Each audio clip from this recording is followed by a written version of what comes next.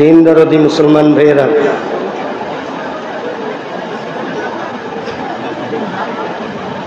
দিনের আলোচনা সর্বলাইনে আছে।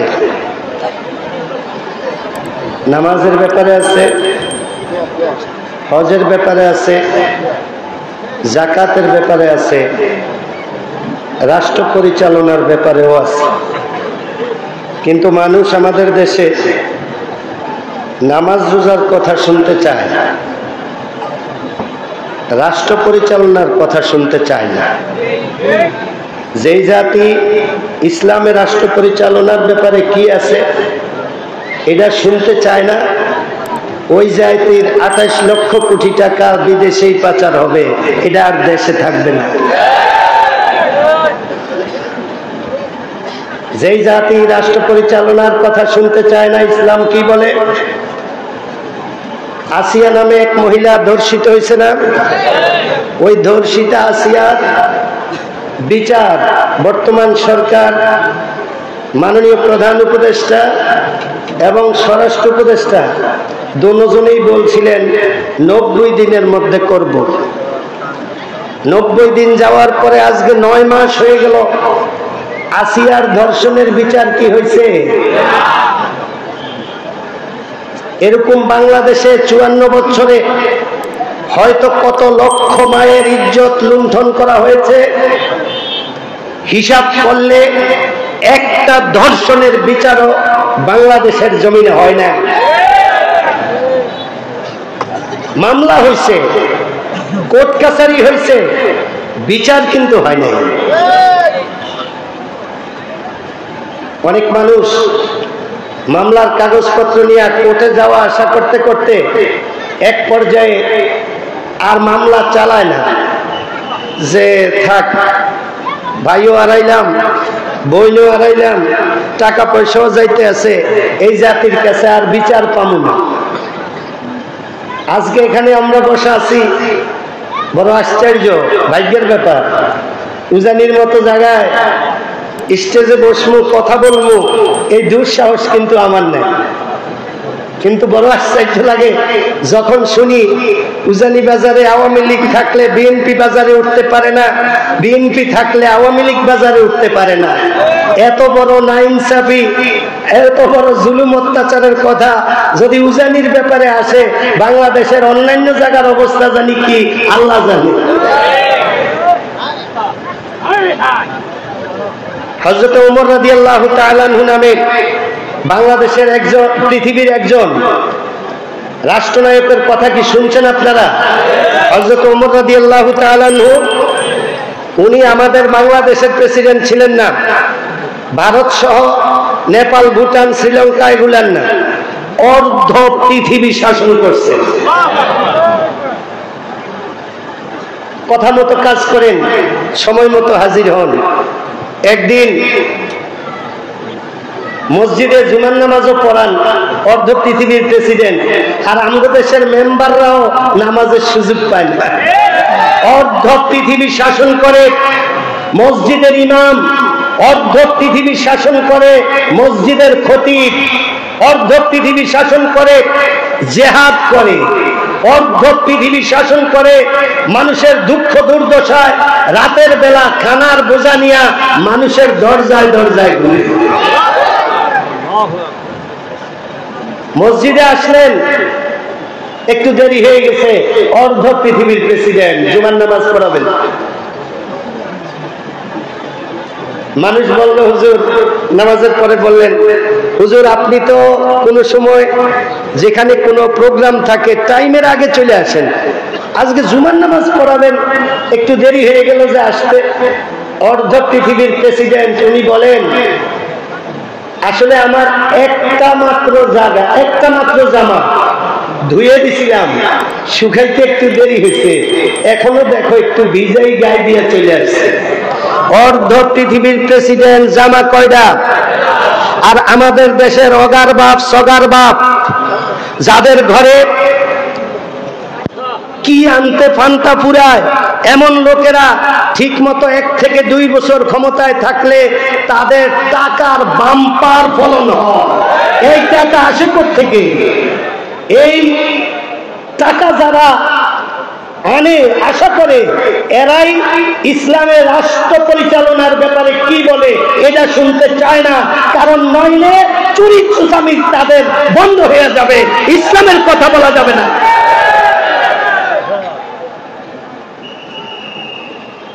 হযরত ওমর রাদিয়াল্লাহু তাআলা আনহু ইসলামী রাষ্ট্র কাকে বলে এটা শুনেন।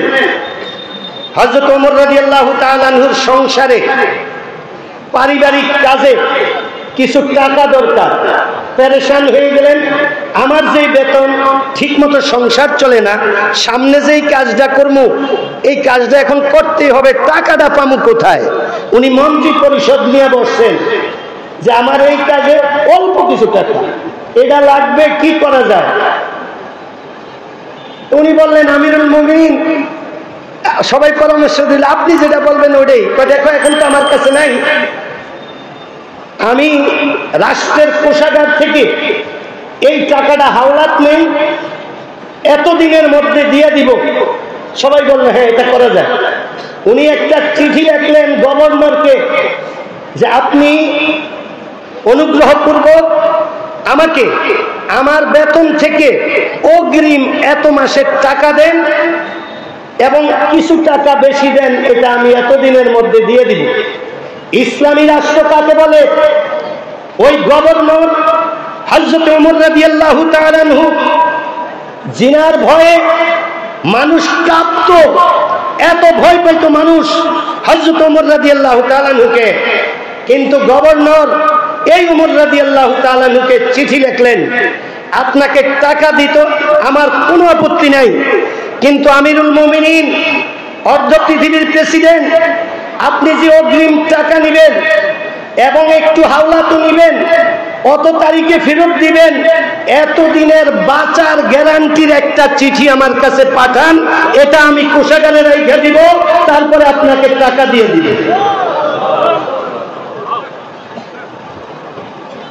ইসলামিক শাসন ব্যবস্থা, ইসলামিক প্রেসিডেন্ট কেমন হয় বুঝেন? ওনার ছেলে একটা উট কিনছে, দুর্বল উট, অল্প দামে, আইনা রাষ্ট্রীয় কোষাগার যেখানে গম চাউল থাকে ওখানে ছেড়ে দিছে, যে গম চাউল পড়ে থাকে, কিছু পড়ে যায় না এইভাবে, এগুলোর সামনে ছেড়ে দিছে। অনেকদিন পরে এটা বড় মোটা তাজা হয়েছে, ওই উট বিক্রি করছে। হযরত ওমর রাদিয়াল্লাহু তাআলা আনহু এশার নামাজে মসজিদে, ওনার ছেলেও মসজিদে, অর্ধ পৃথিবীর প্রেসিডেন্ট, উনি সামনের সফে নামাজ পড়ে, ওনার ছেলেও সামনের সফেই নামাজ পড়ে। নামাজ পড়ার পর উনি বললেন তুমি আজকে কি একটা উট বিক্রি করছিলে বাবা? জি। বলে টাকাটা আমার কাছে দাও।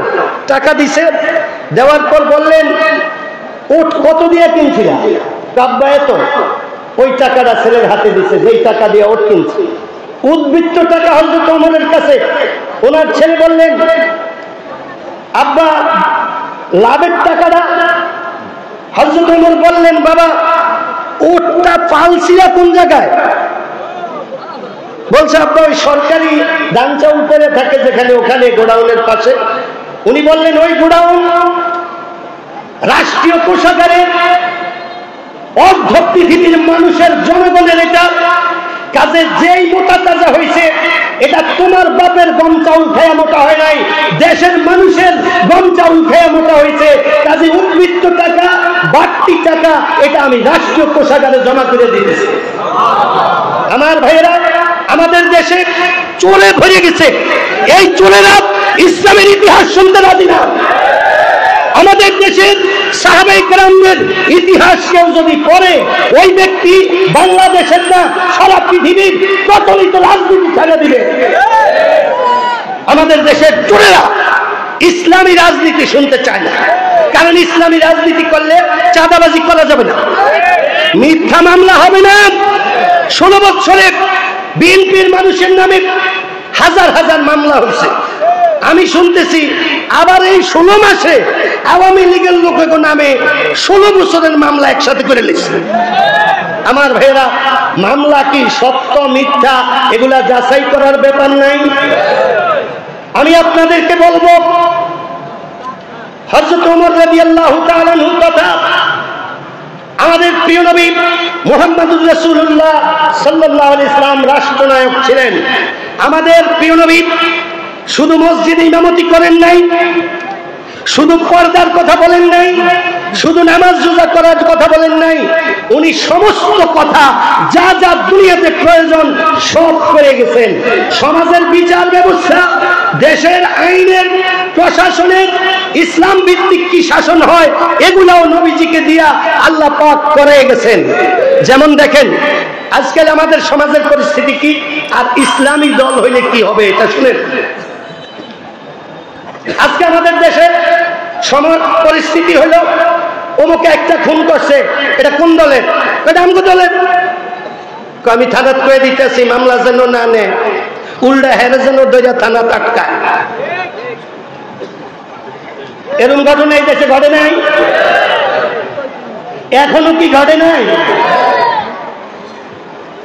54 বছরে ঘটে না এরকম কোন কাম আছে? সবই করছে। অথচ দেখেন দুইজনের মধ্যে ঝগড়া হয়েছে আমাদের নবীজির জামানায়। একজন ছিল মুসলিম নামধারী, আর আরেকজন ছিল মুশরিক। তাদের একটা দ্বন্দ্ব হইল। পরে মুসলমানে মনে করলো আমি যেহেতু মুসলমান, নবীজির কাছে আমি গেলে আমি যদিও অসত্য, মুশরিকে সত্য, কিন্তু আমি মুসলমান হিসাবে নবীজি আমার পক্ষে রায় দিয়ে দিব, যেটা আমাদের দেশে এখন চলতেছে। আমার দলের তারা দুইটা জুতে দিয়া বাড়ি দিয়ে দে,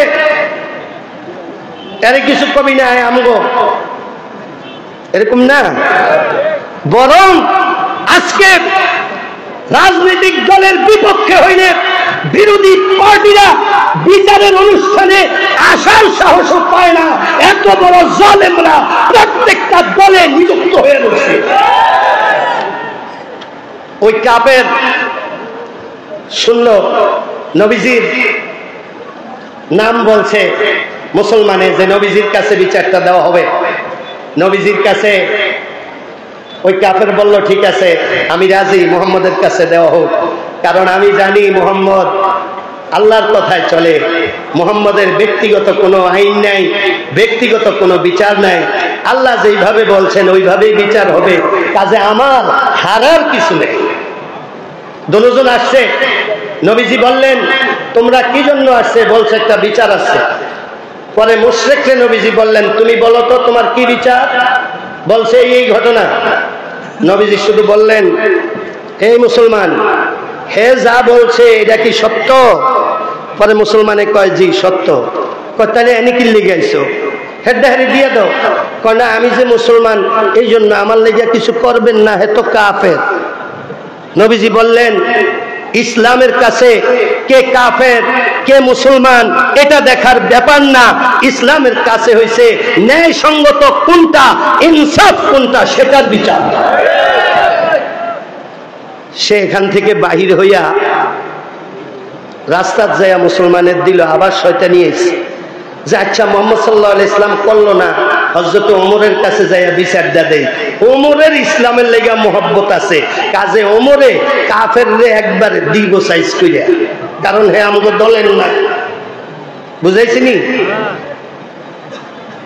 হযরত ওমর রাদিয়াল্লাহু তাআলা আনহু কাছে যাওয়ার পর ওমর রাদিয়াল্লাহু তাআলা আনহু কাফেরকে শুনলেন ঠিক নবীজির নিয়মে।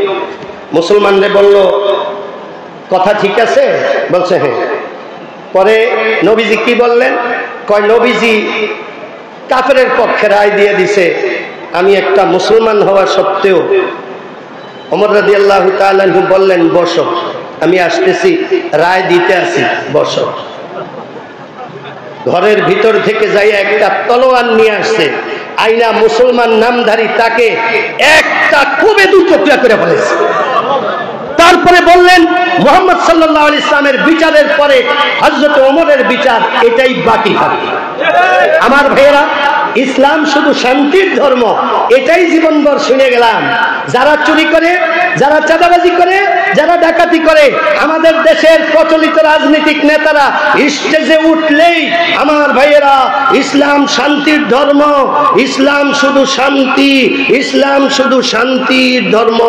আমরা কিন্তু নামাজ পড়েন, আমরা শুধু রোজা রাখেন আর ইসলাম নিয়ে ভাইবেন। যে নেতা এই বক্তব্য দেয় ওই নেতার জীবনে 2 ওয়াক্ত নামাজ আছে কিনা এটাও মনে নেই, কিন্তু এটা বলার সাথে সাথে ওই যে নেতায় এটা বলে যে ধর্ম পালন করেন, আমগো ওই সামসাদিনী ওরিও তো সন্ত্রাসী, ওরিও তো চাঁদাবাজ, ইসলামের প্রাইমারি জ্ঞানও তো তাদের নাই। এরা আবার কয় দেখছেননি ভাই কি একটা বক্তব্য রাখছে, ও ভাইয়ের ইসলাম সম্পর্কে কি জ্ঞান দেখছেননি।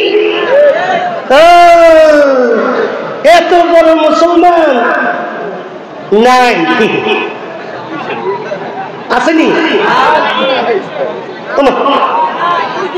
এত বড় আল্লাহর ওলি এটি নাই।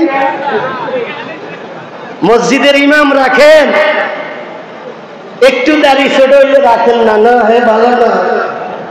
টুপি মাথার না দিলে রাখেন না, না এটা রমযুক্ত না ভালো না। টুপি মাথার দেওয়া লাগবো। 1.5 ভরির একটা ছোট্ট মসজিদ উজানি বাজারে, এটার গায়ে ইমাম রাখবেন। পড়ালেখা কদ্দুর থাক না থাক এটা দেখেন, তারপরে টুপি কদ্দুর লাগবো, দাড়ি পর্যন্ত সাইজ আপনারা দেখাইয়া দেন, এই পরিমাণ দাড়ি লাগবো, এই পরিমাণ টুপি লাগবো, পাঞ্জাবির ভলিউম এনো আউন লাগবো, আগেও দেখছি এরম ভলিউম, এত কিছু যারা দেখেন এর 2 একটা জায়গার জন্য পুরাটা রাষ্ট্র দাড়ি ছাড়া ইসলাম বিদ্বেষীদের হাতে আপনারা কিভাবে দিয়ে দেন? আপনাদের লজ্জা হয় না?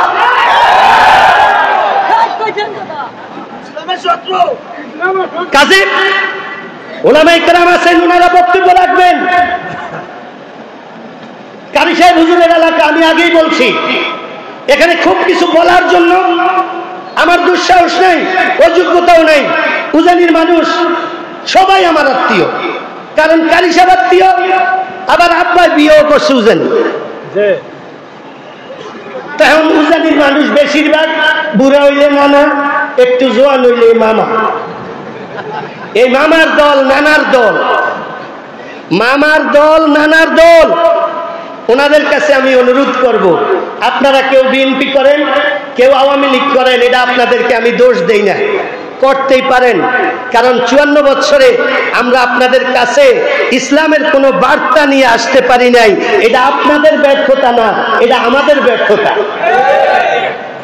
এখন একটা সুযোগ আসছে, এই সুযোগটা কাজে লাগানোর জন্য আমি ধর্মপ্রাণ সমস্ত মুসলমানের কাছে, আওয়ামী লীগ নাই, বিএনপি নাই, এই উজানির কারি সাহেব হুজুরের এই জমিনের মধ্যে আমি একটা অনুরোধ রাখতে চাই যে আপনারা 54 বছর তো দিছেন, মানা তো আমরা করি নাই, আমরা আসিও নাই, মানাও করি নাই। 54 বছর দিয়া কি পাইছেন? কেউ ঘরে শুইতে পারছেন, আবার কেউ পারেন না। এখন আবার এক দলে পারে, আরেক দলে পারে না। এডি তো করছেন, এডি বাদ দেন না। এক পাও তো কবরও যাইতে গিয়ে আছে, রাজনীতিটা ছাড়েন না। এবার ইসলামের সাথে একটু সম্পর্ক লাগাইয়া কবরে যাওয়ার জন্য একটা তৈরি নেন না। এবার সবাই কাঁধে কাঁধ মিলিয়ে বলেন না যে এবার ইসলামের সাথে আমরা থাকবো ইনশাল্লাহ। কে কে থাকবেন হাত দেখা দেয়। আল্লাহ আমাদেরকে কবুল করুক, আল্লাহ আমাদেরকে কবুল করুক। আমার ভাই মুফতি ওমর ফারুক, উনি কচুয়া থেকে ইলেকশন করার কথা আছে, যদি আসে ইসলামী মার্কা নিয়ে ওনার পক্ষে থাকবেন। যদি উনি নাও আসতে পারে, জোটের কারণে কোনো কারণে অন্য কেউ হয়, তার পক্ষে হইলেও আপনারা ইসলামের পক্ষেই থাকবেন, এটা নিশ্চিত করেন আমাকে যে ইসলামের পক্ষে থাকবো। আল্লাহ তুমি কবুল করো। আল্লাহ কারি সাহেব হুজুরের এলাকার মানুষকে ইসলামের পক্ষে অবদান রাখার জন্য কবুল করো। আসসালামু আলাইকুম ওয়া রাহমাতুল্লাহ।